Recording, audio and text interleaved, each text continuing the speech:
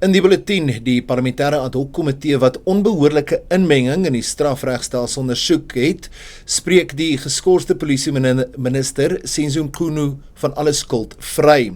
En spinnekoppe hop nie net nie, Australië spog met 'n spinnekop wat vir jou sal weghardloop.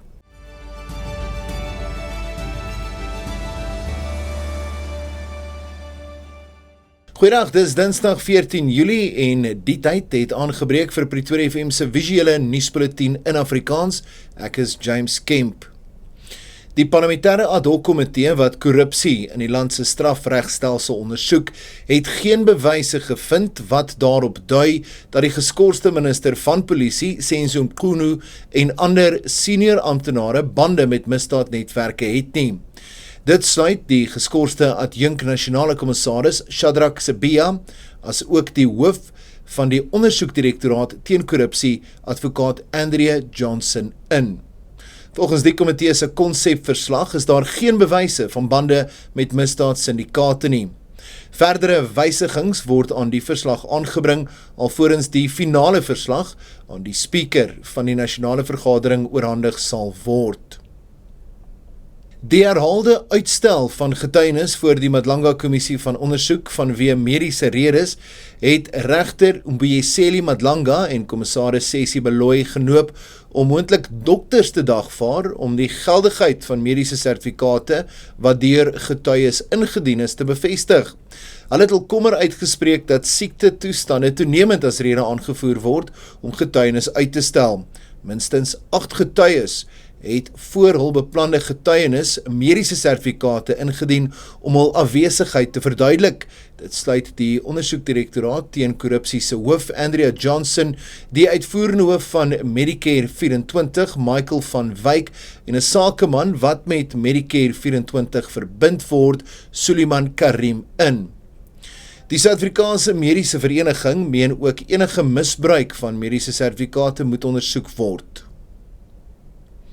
Die voormalige nasionale polisiekommissaris en latere minister van polisie, Bekkie Cele, het vandag voor die Kampepe-kommissie van ondersoek na sake voortspruitend uit die Waarheid en Versoeningskommissie getuig.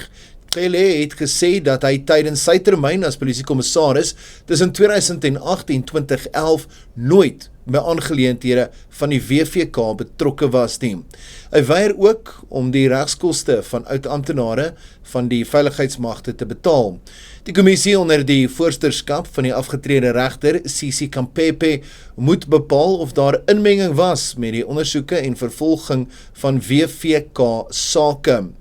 Die kommissie se werksaamhede sal vir die res van die week fokus op die rol van die Suid-Afrikaanse Polisiediens en Fikile Mbalula, ook 'n voormalige polisieminister, sal môre geroep word om te getuig. Die DA in die Tshwane Metro het die Gautengse Hooggeregshof op 'n dringende basis genader om die stadsraad se besluit om die stadsbestuurder Johan Metler te skors tersyde te stel. Die party beweer die speaker het tydens 'n spesiale raadsvergadering stemme onregmatig aangepas om die uitslag te verander.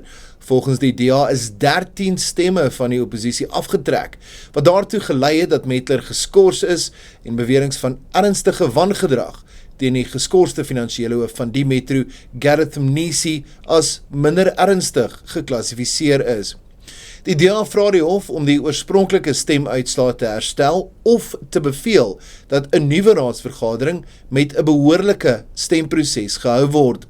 Die DA se burgemeesterskandidaat in die Tshwane Metro, Silje Brink, meen dat die gebeure ondemokraties en onreëlmatig is en dat hulle die situasie binne die volgende 2 weke wil regstel.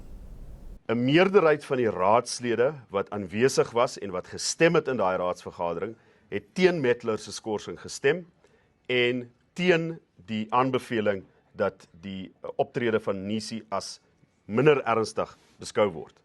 Hierdie het ernstige implikasies vir die stad. As Metler vir 3 maande lank uit sy pos uit is, kan daar tenders toegeken word, kan daar ongeruimthede plaasvind wat ons nie na die tyd kan regmaak nie. Ook as 'n minder ernstige dissiplinêre proses teen Gareth Mnisi van stapel gestuur word en hy word later skuldig bevind, kan die stad hom nie aflê nie, kan die stad hom nie fire in wese nie. En dit gaan nie net die interne prosesse en die dissipline van die Stadskaart nie, maar ook die openbare persepsie, want almal het gesien wat se getuienis by die Madlanga kommissie gelewer is, en mense wil gevolge hê, mense wil sien dat geregtigheid geskied. Die Vereniging van Staatsamptenare het die regering se voorstel verwerp dat 'n voertuigfooi gehef moet word om die sukkelende padongelukke fonds of die POF uit sy geldelike verknorsing te red. Die minister van vervoer, Barbara Creecy, sê dat haar departement besig is om die padongelukfonds se befondsingsmodel te hersien. Van die voorstelle is om 'n verpligte fooi te hef wanneer voertuiglisensies uitgereik of jaarliks hernu word. Die ouditeur-generaal het verlede jaar uitgewys dat miljoene rand by die padongelukke fonds verlore gaan weens vrugtelose en verkwistende uitgawes. Die fonds kry jaarliks meer as 48 miljard rand uit die brandstofheffing. En Australië se bruin jagspinnekop is moontlik die spinnekop wat die wêreld se vinnigste naloper is. Duitse navorsers het bevind dat die spinnekop kan snelhede van byna 13 km per uur bereik. Die bevinding, wat nog nie bevestig is nie, beteken die bruin jagspinnekop oortref die vorige rekordhouer, die sogenaamde fliek-vlak spinnekop, wat gediskwalifiseer is, omdat hy eerder rol as hardloop.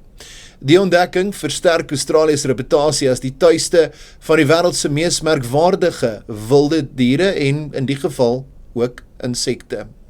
Dit is nou nuus op Pretoria FM se platforms. My naam is James Kemp. Ek groet jou tot môre middag, selfde tyd.